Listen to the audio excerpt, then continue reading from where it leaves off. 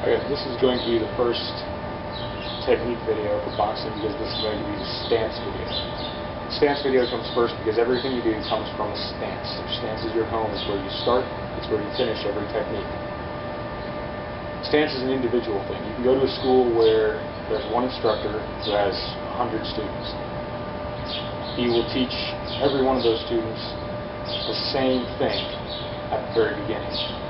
Within a few months, after they've been sparring or practicing for a while, within a few months, every student will have his own individual technique. The technique is your design based on what techniques or moves or styles you favor.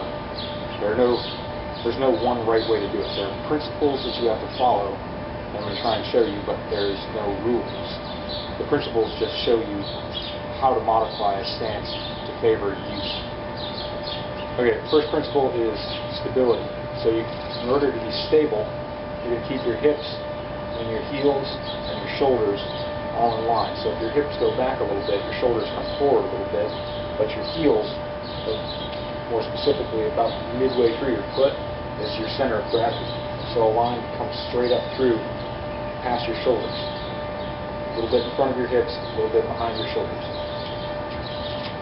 The second principle is mobility. You want to be able to move. So you're not going to plant your heels in the ground and keep your joints straight. You're not going to flex all your muscles and keep them relaxed. So my stance, I fight southpaw most of the time. Coach is left-handed, you didn't know. My stance is my right foot, if you're my opponent, my right foot is pointed not exactly at you, a little bit off to my left, a little bit off to your right, a little bit towards my flank.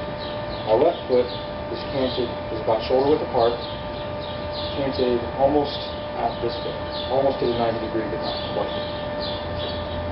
My knees are flexed about 10 degrees, thereabouts. My heels are kissing the ground, they're just touching it, but they're not putting any weight on it. There's no weight on my heels. They may touch the ground for a split second, but they don't bear any weight. Then my knees are flexed, my hip is flexed, I'm crouched forward. I'm not leaning forward, my back is straight, I'm crouched forward, where my abs are pulling my chest down a little bit to keep my stomach wall a little bit tighter. Not so tight that it's slowing me down, but tight enough so that if I take an accidental shot to the stomach, or even an on-purpose shot to the stomach, I'm going to be able to tighten up, take the shot, and not get the wind knocked out of me. It keeps my chest a little bit forward. It brings my balance to a more aggressive stance. If you stand up straight, you lose all that aggression. You look like you're going to retreat, and your head's going to start going back, and you're going to start losing your balance and breaking over backwards, and you're going to start backing up. If you keep your stance aggressively forward leaning, or forward crouching, not leaning. If you keep your stance aggressively forward crouching, you don't run that risk of losing your balance. It's harder to break your balance. Next, my chin is down. Now, some people like to tuck their chin so it touches their chest. Because of the way I'm built, I can't do that. If I did that, I wouldn't be able to see. So I just keep it down, but I keep my eyes on the target, so I'm looking right through the top of my eyes, my eye sockets, just right through the top. If I were to crouch down like this, my eyes would be looking straight down.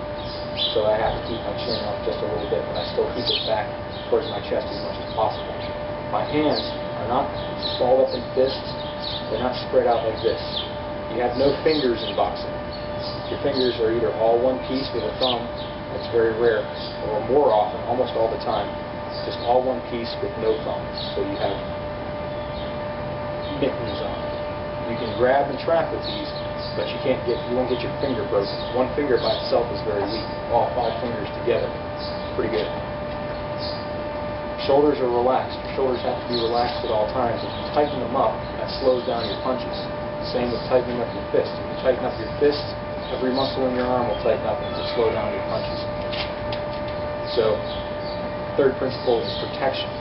I'm going to keep something between me and my enemy's fist, or his foot, or whatever he's trying to hit me with. So, hands between him and my face.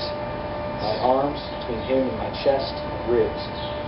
And then if he throws a shot low, I use a shin to block it. This is not blocking. Well, it's kind of blocking. It's just covering. All you're doing is putting something between you and him as a default. So if you're using some kind of wazoo crazy stance like this or like this, you have to move your hand somewhere to get it ready to block. That's slow. A boxing stance, your hand is already where it needs to be in order to block or cover or do whatever you need to do to avoid getting hit. So that's my southpaw stance. A right-handed fighting stance is almost exactly the same thing, except on the other side. If you're right-handed, this brings your power hand, your right hand, your power hand, into a position where that's going to be your most powerful punch. But left foot forward, not pointing directly at my target like this, pointing a little bit off midline towards my front, or my right, your left.